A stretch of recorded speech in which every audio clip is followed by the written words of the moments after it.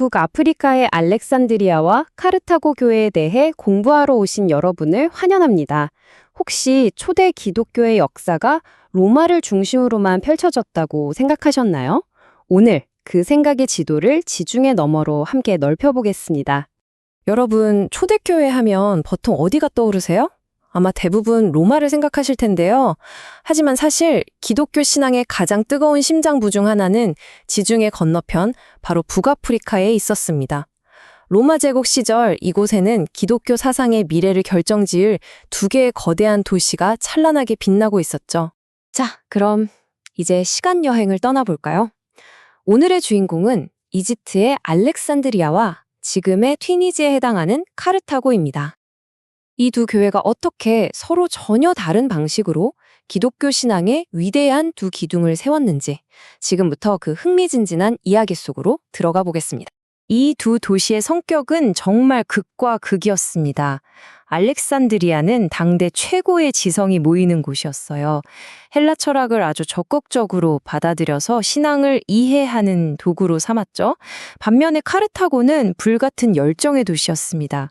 이교 문화라면 단호하게 선을 그으면서 신앙의 순수성을 지키는 걸 가장 중요하게 여겼습니다.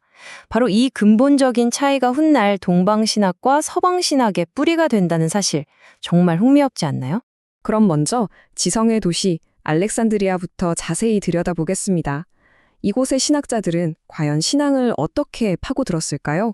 알렉산드리아 신학의 문을 활짝 연 인물은 바로 클레멘스입니다. 그는 헬라 철학을 적대시하지 않고 오히려 하나의 달이라고 생각했어요. 구약의 율법이 유대인들을 그리스도께로 인도하는 준비 과정이었던 것처럼 철학은 이방인들을 위한 준비 과정이라는 거였죠. 신앙과 이성이 어떻게 만날 수 있는지 그 가능성을 보여준 겁니다. 클레멘스의 뒤를 이은 인물은 고대교회 최고의 지성으로 꼽히는 오리게네스입니다. 얼마나 대단했냐면 17살이라는 어린 나이에 기독교 학교의 교장이 될 정도의 천재였어요.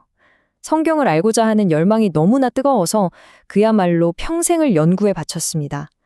기독교 역사상 최초의 조직신학 책을 썼고 결국에는 신앙을 지키다가 극심한 고문 끝에 순교한 정말이지 지성과 믿음의 거인이었죠. 오리게네스의 생각 중에 가장 흥미로운 건 바로 성경을 해석하는 방식이에요. 그는 성경에 세 가지 차원의 의미가 있다고 봤습니다. 첫째는 우리 몸에 해당하는 문자 그대로의 의미, 둘째는 혼에 해당하는 도덕적인 교훈, 그리고 가장 중요한 셋째는 영에 해당하는 깊은 영적 의미, 즉 우위적인 의미입니다. 그러니까 단순히 글자를 읽는 데서 그치는 게 아니라 그 안에 숨겨진 하나님의 깊은 뜻을 캐내려고 했던 거죠.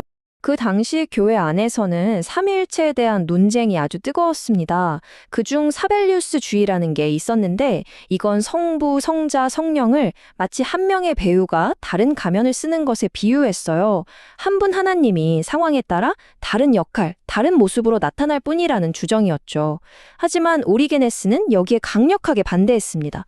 성부와 성자는 서로 사랑하고 교제하시는 명확하게 구별된 두 인격이라고 강조했거든요. 그래서 오리게네스가 제시한 개념이 바로 로고스의 영원한 생성입니다.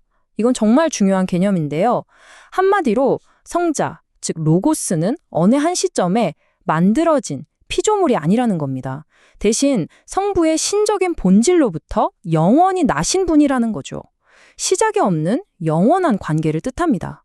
이 생각은 훗날 삼위일체 교리가 발전하는데 아주 결정적인 역할을 하게 됩니다. 자, 이제 알렉산드리아의 지적인 분위기에서 벗어나 볼까요? 순교자의 피와 불같은 열정이 넘쳐 흘렀던 도시 카르타고로 가보겠습니다. 이곳의 분위기는 알렉산드리아와는 180도 달랐습니다. 카르타고의 정신을 한마디로 보여주는 인물이 바로 테르툴리아누스입니다. 그의 이 유명한 질문이 모든 걸 말해주죠. 아테네가 예루살렘과 무슨 상관이 있는가? 이게 무슨 뜻이냐면 인간의 지혜를 상징하는 아테네의 철학이 하나님의 계시인 예루살렘의 성경과 도대체 무슨 상관이 있냐는 겁니다. 그는 신앙의 순수성을 지키기 위해서 세상의 지혜와는 단 하나도 타협할 수 없다고 외쳤습니다. 그런데 여기서 정말 놀라운 반전이 있습니다.